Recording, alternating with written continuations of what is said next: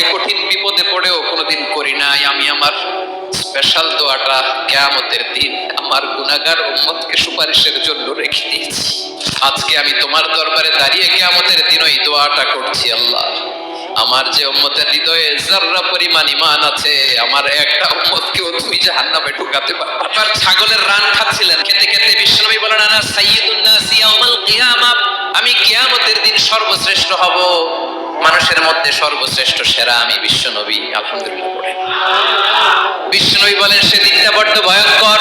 সেদিন কেউ কারো কোনো উপকারে আসবে না, বন্ধু বন্ধুর কাজে আসবে না, স্ত্রী স্বামীর উপকারে আসবে না, স্বামী স্ত্রীর উপকারে আসবে না, পীর সাহেব মুরিদকে বাঁচাতে পারবে না, মুরিদ পীর সাহেবরে বাঁচাতে পারবে না, নেতা কর্মীর পরিচয় দিবে না, কর্মী নেতার পরিচয় দিবে না, ভাই বোনকে চিনবে না, বোন ভাইকে চিনবে না, বাবা তার সন্তানকে চিনবে না, মেয়েকে দেখে মা দৌড়ে দৌড়ে পালাবে।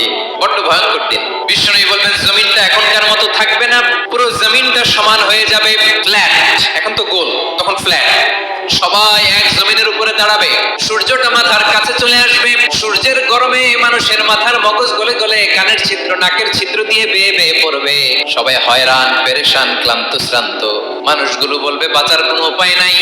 50,000 বছর মানুষ এরকম দৌড়াবে, চিৎকার করবে, কাঁদবে, বাঁচার কোনো উপায় নাই। সবাই বলবে, আল্লাহ যদি বিচারটা শুরু করতো, যা হবার হবে, আগে বিচার শুরু করুন। বিচারই শুরু হয় না। বিচার শুরু হইতে 50,000 বছর। আল্লাহ, 50,000 বছর, 5,000, 15,000 না, 50,000 বছর এরকম যাবে। মানুষগুলো কাঁদতে কাঁদতে বলবে, চলো আমরা আদম আলাইহিস সালামের কাছে যাই, যেন আল্লাহর যে সুপারিশ করে, আল্লাহ আপনি বিচার শুরু করেন। কিয়ামতের ময়দানে সবাই মিলে সাইয়েদনা আদম আলাইহিস সালামের কাছে যেয়ে বলবে, ইয়া আবাল বাশার ইয়া আউয়ালাল আম্বিয়া, ও আদম নবী, আপনি দুনিয়ার বুকে প্রথম নবী, আল্লাহ নিজ হাতে আপনি